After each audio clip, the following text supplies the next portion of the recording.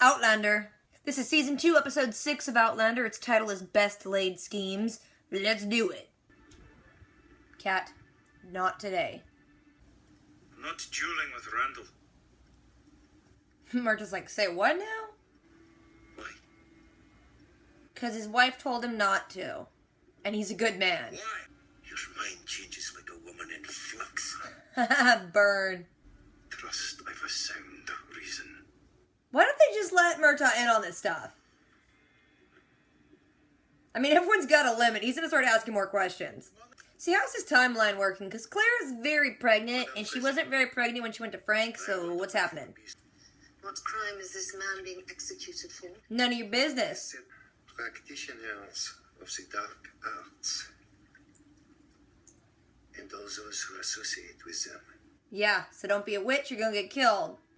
But the king's pleasure is to have them drawn and quartered. That's an ugly business. So that the organ may be pulled forth while still beating. We need to leave the city at once. They gonna kill you. This has happened before. It is of no concern. Until your heart's in front of you. He's preparing for multiple executions. You're in danger, Master Raymond. And yet you're here at his shop putting yourself in danger. You shouldn't have come here. Duh! At grave risk. She ain't bright sometimes. Remember you said I owed you a life because you saved mine? Well, I've saved yours as well, at least as often. Yeah, so there's that. I want it to be a man who loves you. You're so sweet, but still, no. So, It should be you. you will go back through the storms. Back to Frank. Well, that explains that. I mean, we heard about it, but now we see it, and it's sad. Or we could slit the Italian fop's throat and be done with it. I like the way you think. Jamie, don't drink that, you fool. Fergus, quit touching stuff. I don't feel anything. Give it a minute. And the rose madder should produce blood in the urine. All telltale symptoms. So why did Jamie do it now? That is angry. Duh. You pick up on that? We need to tell him. Yeah, tell him the thing. I was just thinking that exact same thing. So was the audience. I'm kind of liking their style of, like, letting you in on conversations without letting you hear what's going on. I dig it. It's a proper way to do some things. Then who am I to contradict you? I knew he'd be cool about it. He did just hit him in the face, though. You should have trusted me with that knowledge from the Seriously, why didn't they? He seems cool. beginning. You ken what happens to the Jacobites. Yeah, you should bet on it like Back to the Future. Aww, they're both so sweet together. I want to hug Murta and pet his beard. This kid is basically doing all the work for you guys. What about you changing the future? He's changing it. Mock me. Mark me! Drink.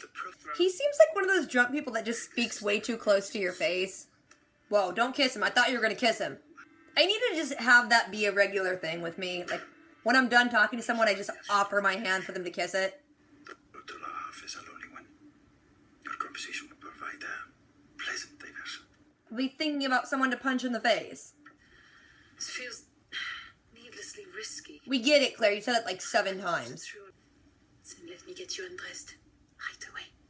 She's just like, tee. We Your father. A man talking to a baby belly is pretty much the hottest thing ever.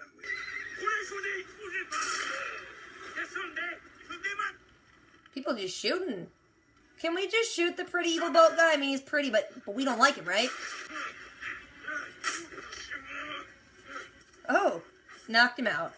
How this city treats its poor and underprivileged. Claire, they were having a good time. Just yesterday, I saw a woman and her child dead in the middle of the road. You're bringing down the party, Claire. We were talking about people cheating on people. The gendarmes should remove them to the less desirable parts of the city. This is not what you meant, okay? Oh, Louise. Yeah, y'all are just a little too Ebenezer Scrooge before the ghosts. Monsters. Claire, you bleeding. You are bleeding, my dear. I already said it. Swear to... If Claire loses this baby... False accusations can lead lead to dire consequences, Monsieur Saint-Germain. That was hot. Say it like that again. Mark me. Mark him. Take Drink. my own life if I am forced to live in God-forsaken Poland. Or you don't like Poland. Poland ain't that bad, right? I mean, it's not kill yourself over it, worthy. Then I shall come with you. To God you're right. I'll be honored. I like this kid. Hey kid, he told you to wait there. Don't be stupid. Oh, that's a red coat. Don't be that stupid. Kid, you had one job. One. It was to stay there. Where's my lord? Where is he? He said, soon after he arrived, Milord got into a fight with an English officer. Oh crap. What's English officer? Guess.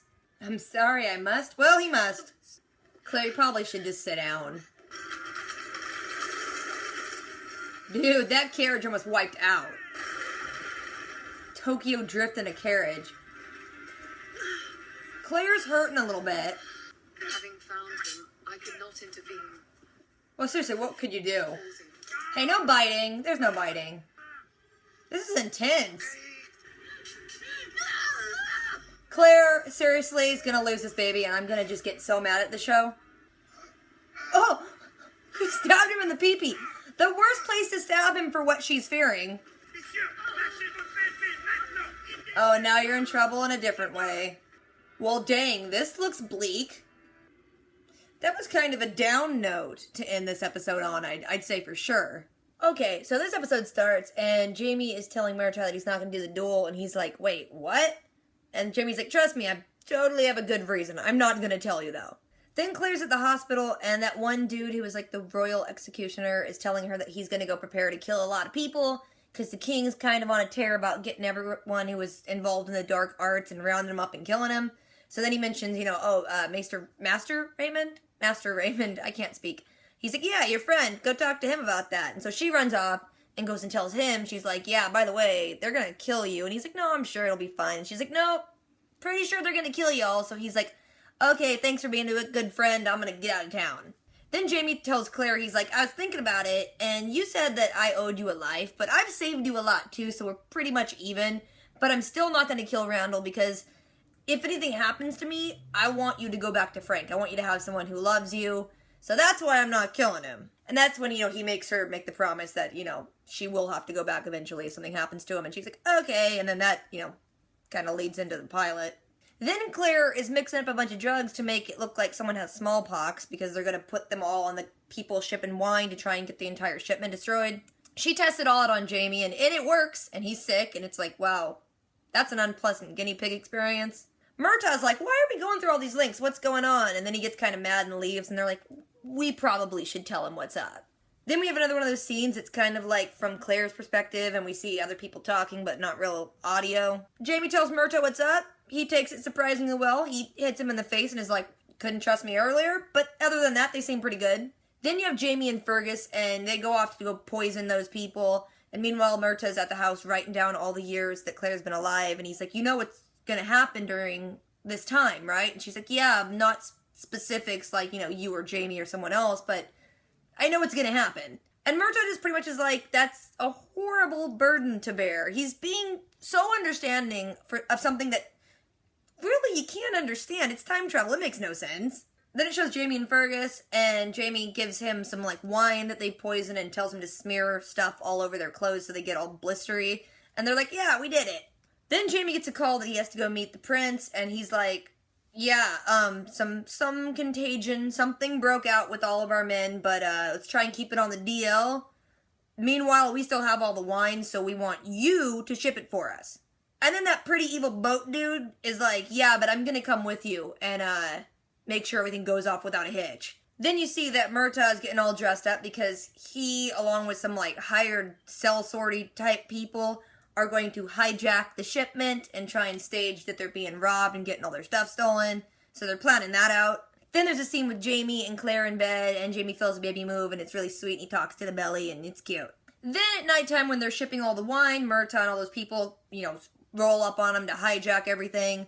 And then the pretty evil boat dude's pointing a gun at him, and Jamie, tackles Murtaugh, and then Murtaugh knocks him out. And then they distill all the wine, and it kind of went off without a hitch. Then it shows Claire hanging out with all of her, like, gal pals, and they are just awful. Seriously, I wouldn't want to spend time with any of those women, and she has to do it for, like, social reasons. No. It's just a bunch of chicks sitting around, like, spreading gossip, and then Claire finally is like, dude, do you realize there's some, like, really underprivileged people with sad things happening in this town, and we're doing nothing about it? And then this one chick's like, you're right, we should totally, like, kick them out of town. It was very Ebenezer Scrooge with, like, the poor and the homeless should totally just go to jail. Anyway, she's like, I'm not about this, and she just leaves. Then it shows Claire, and she's at the hospital helping out still, and she's looking, you know, kind of worse for wear. She's not really looking hot, and the main nun chick is like, you know what, you need to just lay down for a second. Claire lays down, and they see that she's been bleeding, and the nun lady's like, I'm sure it's fine, I'm sure it's nothing, but she looks worried. She tells Claire that she's gonna spend the night there, and they'll send Fergus home with word that, you know, she's just spending the night. Then Jamie's sitting with the pretty evil boat guy and the prince is just like, holy crap, nothing is going our way. Pretty evil boat dude's like, I don't trust Jamie. This is sketchy. And the prince is like, no, he totally saved your life. You know, it's just, this things suck for us right now. Then it shows Jamie has gotten home, and he asks where Claire was, and Fergus is like, oh, she's at the hospital because she stayed too late and just stayed the night. So they're sitting down to eat, and then the, like, maid chick rolls up, and she's like, the prince has kind of racked up a lot of debt, and he can't pay for it, so they want to talk to someone that deals with him, and Jamie's like, I'll go. I'll go. Jamie takes Fergus, they go there, and he's like, hey, just wait at the door. And while Jamie's talking to them, he's that stupid kid, don't listen. And he goes wandering off, looking in rooms for stuff to steal. He wanders into the wrong room. All you see is that he's in the room, there's a red coat hanging up, and then someone just closes a door, and Fergus looks scared. Then Claire gets home, and all you see is, like, the servants aren't really looking her in the eye, and there's something they're not telling her. Then Suzette says, yeah, so Jamie's in the woods to fight a British soldier because they got in a fight. Claire's like, oh, no, he did not. And then she sees a letter that says, you know, he's sorry, he must. And she's like, oh, crap, I'm gonna murder this boy. Not to mention, Claire's looking like she's about to just die. She ain't looking hot. She gets a carriage, and she's like, I don't care if you guys want to come with me and keep an eye on me, but we're going to the freaking woods, so take me to the forest. Claire gets to the forest, and they're, like, full-on dueling, and she's looks so messed up she can barely walk, but she doesn't want to, like, shout out because she doesn't want anyone to make a mistake and then kill someone. She's also just like, what do I do? Because whoever dies, I'm losing one of my dudes. Then Jamie stabs Jack right in the junk, the worst place to stab him in light of what Claire's concerned about. Then all the popo come rolling up, and they're all under arrest, and Claire calls out for Jamie, and she collapses to the ground. She's bleeding a lot. And so Jamie's, like, yelling for her. Everything gets crazy, and then everyone's like, what's going on? Claire starts blacking out. You start hearing, like, no audio, and then credits. Crazy episode. Crazy. Seriously, if Claire loses the baby or something with the baby happens, I'm probably gonna be really upset. Fair warning, and I'm sure that's probably what's going to happen. But dang. Serious issues. Someone got stabbed in the pee-pee. I don't even know what else to say. If I forgot anything or left anything out, if you guys want to comment, drop a comment down below. Don't forget to do the things, rate, comment, subscribe. Catch you guys later. Dude, this show. Until next time.